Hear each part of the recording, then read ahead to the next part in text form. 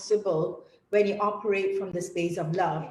So when we are really, really locked into this truth that self-love is the biggest healing tool forever. And when you say self-love, who are you talking about? And where is this self-love coming from?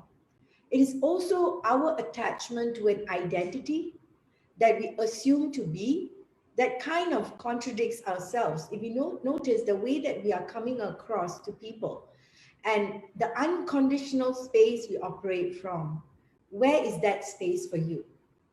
Many a time we look at self-love as something that we want to tell everybody to do, and then we are not able to identify within ourselves. How many of you are relating to this?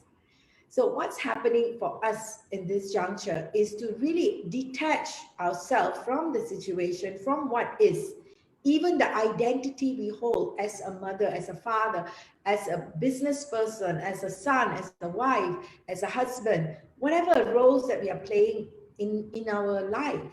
It is the time for us to detach and go into the space of observing what identity that we are holding. And from that space, when we are able to operate, that is really another level of conversation that we would love to take you to, because this identity is the one that causes all the issues in our life, that we are so attached to who we are or we want to be or we claim to be, and we create all the situations around it and we don't allow love to exist.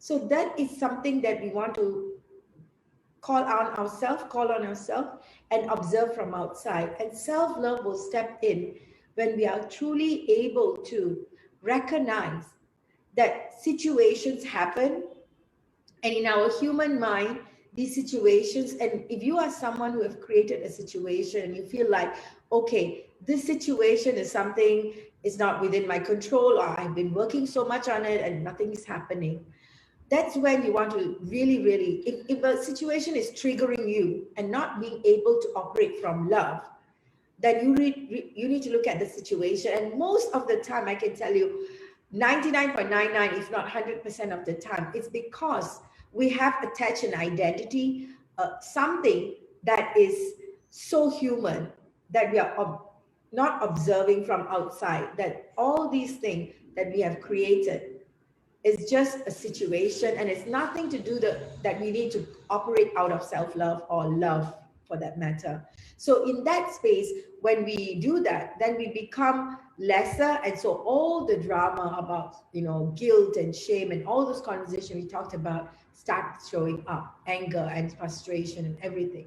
So when we are into the space of self-love, which means we accept ourselves unconditionally, we know our worth, we don't allow anyone to take us for granted. This is where the other extreme is. When you're into too much of self-love, that means your heart chakra is so open that you allow everybody to operate from the space of love. And that comes to the other extreme where you are sometimes taken for granted, or I will use that word, we are taken for granted, and we go into the space of not being able to value ourselves. And that, the identity kind of gets lost again. So it is either we are giving too much value to identity or we're giving no value to identity. In terms of creating this attraction and this prosperity conversation that we are having is about the balance that we want to create in our life.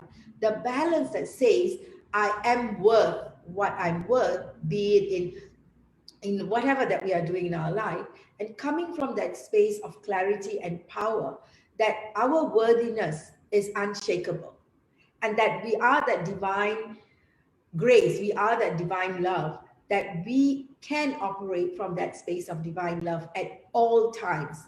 And